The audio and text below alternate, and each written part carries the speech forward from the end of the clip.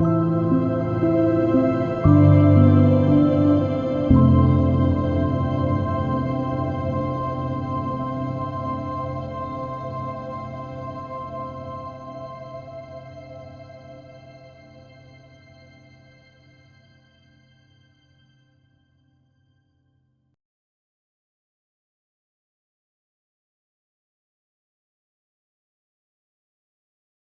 terms monastic and the jewel of the Sangha have different meanings. According to the Uttara Tantra Shastra, an enlightened monastic who possesses 8 qualities of liberation and enlightenment is a jewel of the Sangha. The jewel of the Sangha is different from ordinary members of the Sangha. After one becomes a jewel of the Sangha, they are different.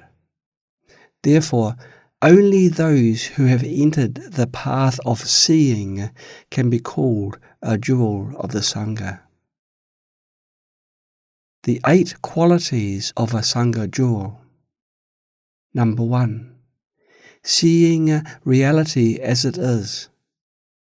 Reality refers to the nature of things. Seeing reality as it is means clearly perceiving the ultimate truth of no self in person and no self in phenomena. When one who has entered the path of seeing dispels the ignorance of the view, they can see the truth of no self in person and no self in phenomena. The view on the path of seeing and the Buddha's wisdom that sees reality as it is are essentially the same, but there is a difference in the scope of what is seen, whether limited or limitless. Number 2. Seeing phenomena as they are. This refers to the insight of perceiving various phenomena such as karmic causes and effects. It is the wisdom on the phenomenal level in both the path of seeing and the path of meditation. However, it is still far from the all-knowing wisdom of the Buddha. Number 3. Seeing self. Beings below the path of seeing cannot realize their true nature or perceive their spiritual foundation and level, as if in complete darkness. Only when they have realized the true nature of reality and unlocked wisdom can they clearly see their own and others' spiritual foundation, path and karma, and have the ability to liberate themselves and others. Only then are they qualified to be called a Sangha jewel. Number 4. Freedom from desire. Desire is the root of afflictions. When there is desire, there is anger. Other afflictions also arise from desire. Therefore, desire is the root of afflictions. In Buddhist scriptures, desire is often used to represent all afflictions. Here, freedom from desire refers to the liberation state above the path of seeing, where afflictive obstacles are eradicated. Beings below the path of seeing don't have the ability to eradicate afflictions. The primary practice for monastics is to eliminate desire. However, only after one has attained enlightenment can one truly eradicate desire. Initially, we use precepts and concentration to restrain desire, and later we use wisdom to eliminate it. Number 5. Freedom from stagnation and obstacles. As the saying goes, if your eyes are covered by a leaf, you cannot see the great Mount Tai. Worldly wisdom has limited perceptions and numerous obstacles. Objectively, there are obstacles of time, space, and objects. Subjectively, there are obstacles of cognitive functions and methods. Cognitive obstacles are primarily an illusory attachment. Stagnation means one's insight is stuck on a certain point and cannot expand. Obstacles means preventing the wisdom from growing deeper and broader. Cognitive obstacles obstruct wisdom, making it unable to flow freely. True wisdom, which is the Buddha's state, flows freely without any obstacles. However, on the path of seeing, the ignorance of the view and the cognitive obstacles have already been eliminated. According to the self-validating sect of the Middle Way School, during the 10 stages of Bodhisattva practice, the two obstacles, the afflictive obstacles and the cognitive obstacles, are simultaneously eliminated. According to the refutation sect of the Middle Way School, Bodhisattvas from the 1st to the 7th stage eliminate the afflictive obstacles, while Bodhisattvas from the 8th to the 10th stage eliminate the cognitive obstacles. Usually, Bodhisattvas above the 8th stage eliminate the cognitive obstacles. Individuals with sharp faculties may eliminate the afflictive obstacles from the very beginning, but the cognitive obstacles are eliminated later on. However, there are also individuals with very sharp faculties who simultaneously eliminate both afflictive and cognitive obstacles. Those with poorer faculties need to do this step by step, first eliminating the afflictive obstacles and then eliminating the cognitive obstacles. But overall, the cognitive obstacles are eliminated on the stages of enlightenment. Therefore, it's called free from stagnation and obstacles. Number 6. Freedom from secular habits. The enlightened monastics who practice the Bodhisattva path not only have no attachment to worldly happiness, but also have no secular habits of Hinayana, which lacks compassion for benefiting sentient beings, and only seeks the peace of nirvana. The author called it secular habit, but we should call it spiritual habit. Great masters in the past were very elegant and natural, without making others feel that they are spiritual practitioners. The spiritual habit means one has a strong habit of being a spiritual practitioner. Upon sitting, one remains still. We shouldn't be secular. Ordinary people may exhibit secular temperament, while practitioners may exhibit spiritual temperament. However, truly enlightened monastics have neither secular temperament nor spiritual temperament. Instead, they have great compassion, bodhicitta, aspiration, and more. However, in the beginning, we need to cultivate some spiritual temperament to cover our secular temperament. If your secular temperament hasn't been eliminated and you have no spiritual temperament either, then you haven't even entered the spiritual path. Therefore, we should first cultivate some spiritual temperament. Spiritual temperament is like a cleansing agent that dispels the secular temperament.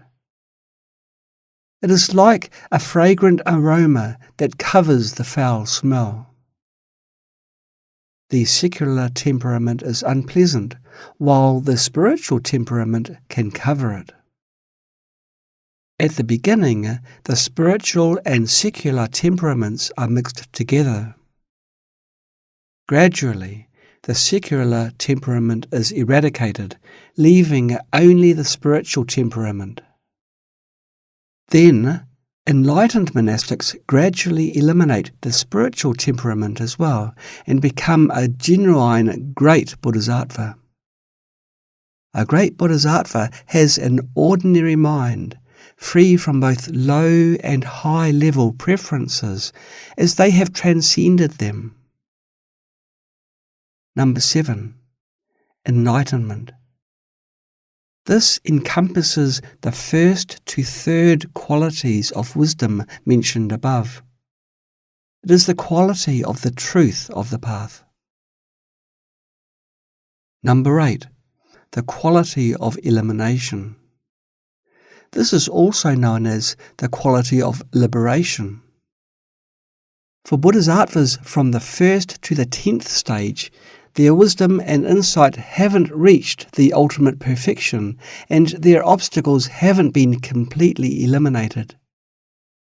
However, since they are in a stage of eliminating obstacles and attaining enlightenment, they can still be considered to have the quality of liberation and enlightenment.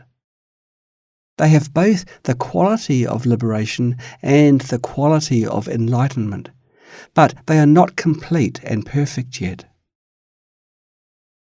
From the above 8 qualities, we can understand what the Sangha Jewel means.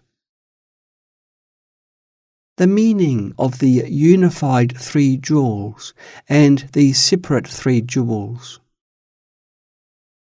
The Buddha's quality of liberation and enlightenment is called the jewel of the Buddha. The Buddha's great compassion, wisdom, and power are the jewel of the Dharma. The Buddha's living physical body, Nirmanakaya, is the jewel of the Sangha.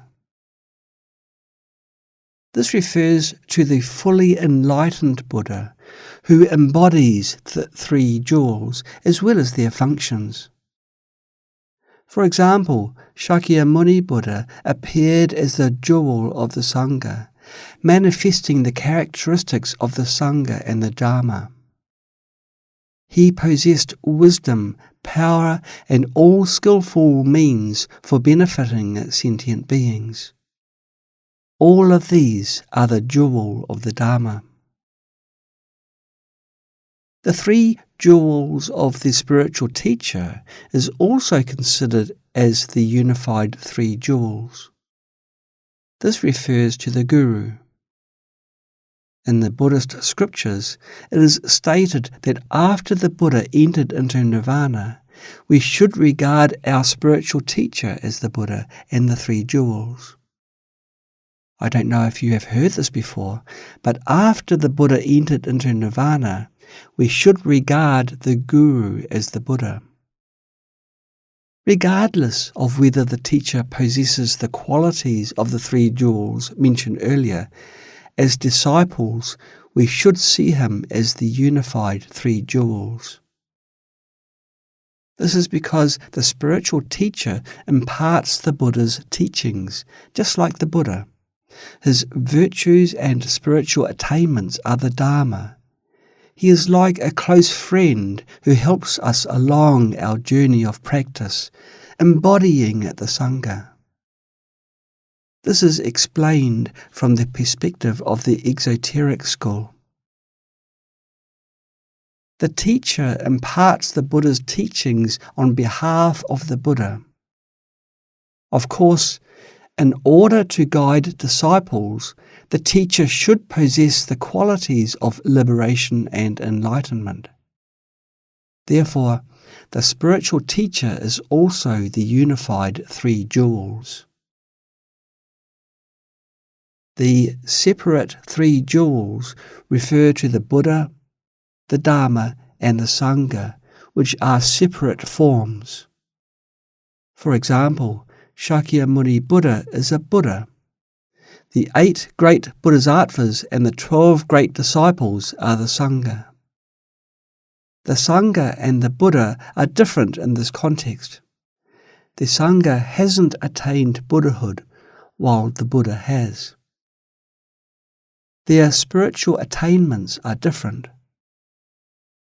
The Dharma not only refers to the wisdom and qualities of Shakyamuni Buddha, but also encompasses the Dharmakaya of all Buddhas throughout the 10 directions and 3 periods of time.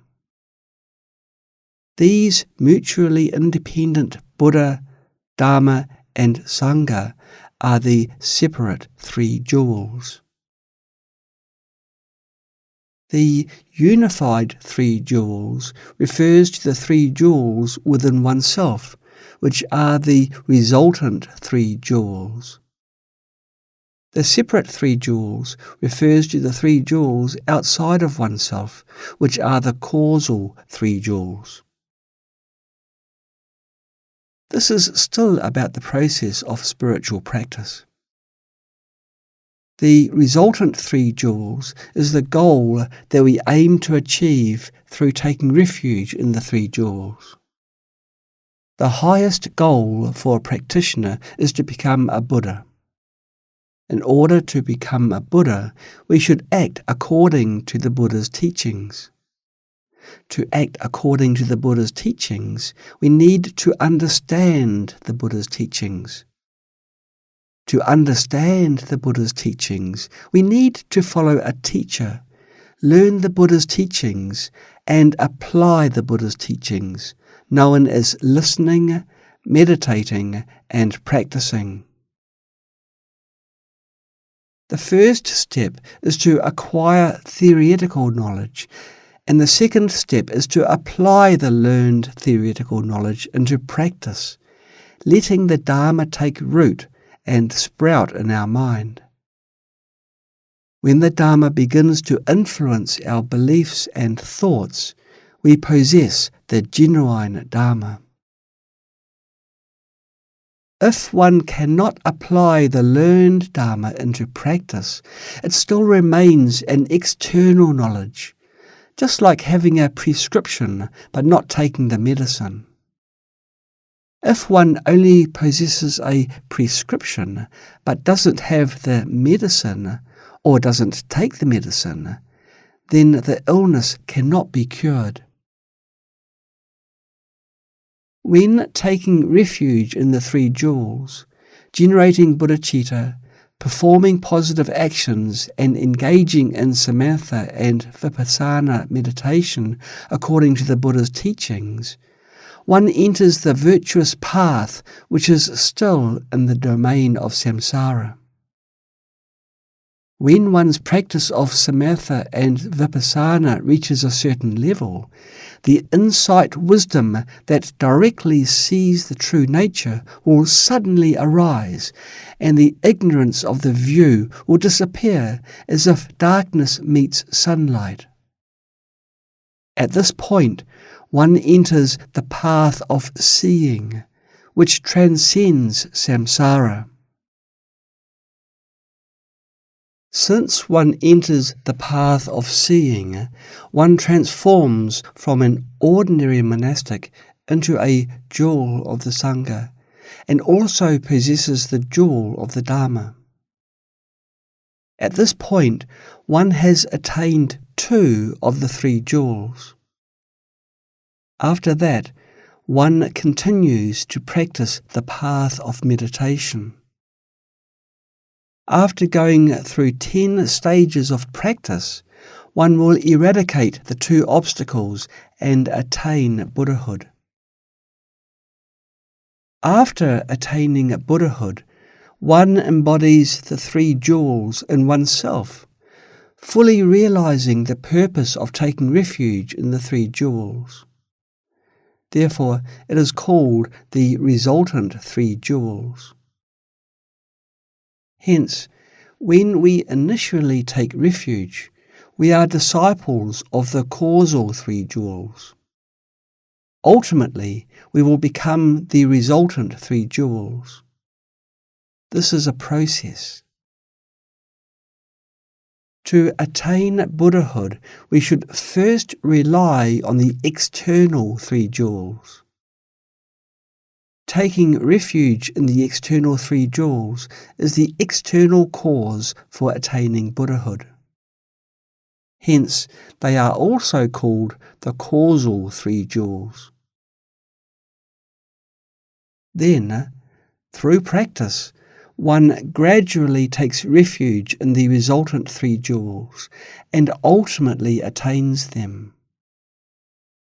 When we take refuge, we initially take refuge in the external three jewels.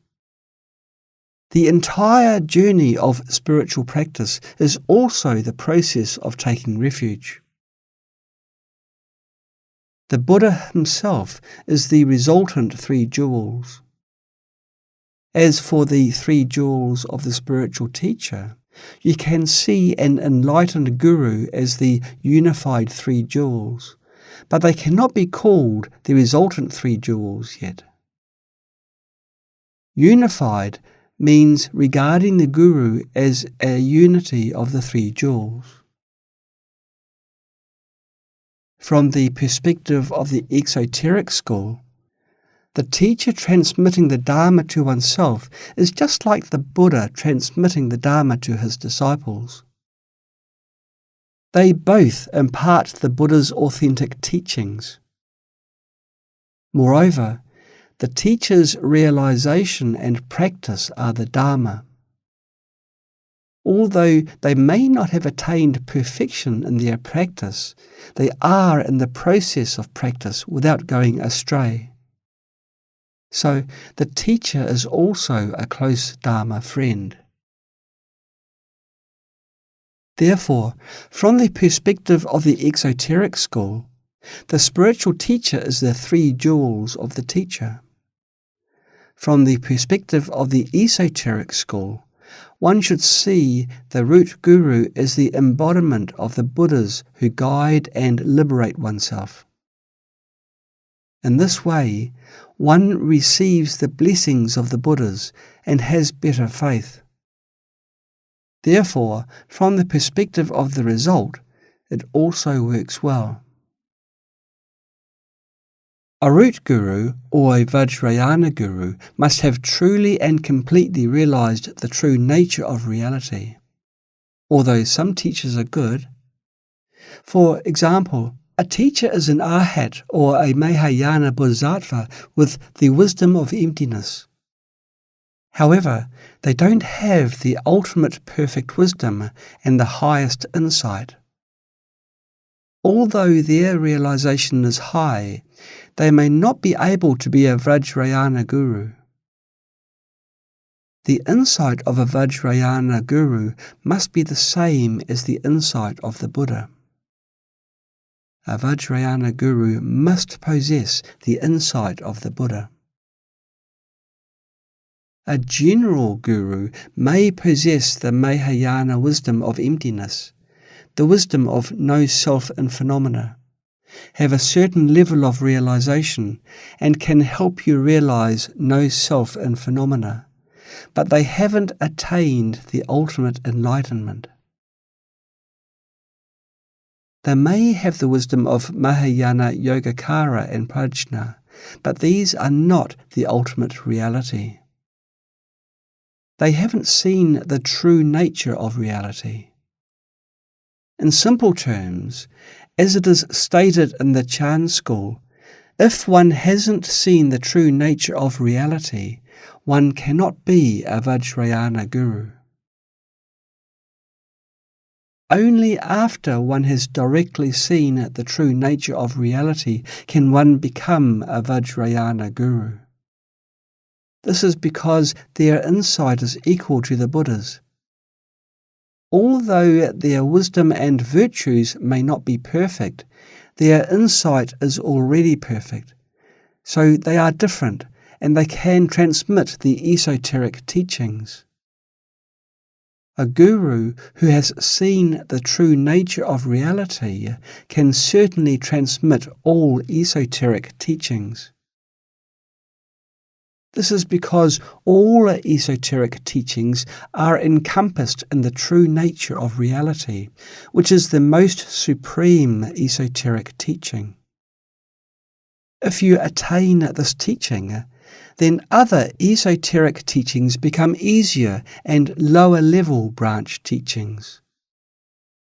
If you have mastered this fundamental teaching, then the others will be a piece of cake for you, and you will be able to transmit them. However, it's best to receive a lineage transmission. Even if you have attained enlightenment, you may not necessarily have received a specific instruction from a Dharma lineage. If you don't have a lineage transmission, you can seek to receive one. An enlightened guru can even receive empowerments directly through the mind, where the Buddhas and Bodhisattvas transmit teachings directly to them. This is totally possible for those who have truly attained enlightenment. However, sometimes they may also receive the teachings from other gurus, which is certainly better and more appropriate. If you have truly realized the most supreme great perfection, then other practices such as the generation stage and perfection stage become easier and attainable. After you have realized the most difficult one, the others become easier. It just takes time. Spiritual practice is a process that takes time, and the time is not decided by yourself. It is a journey that takes time.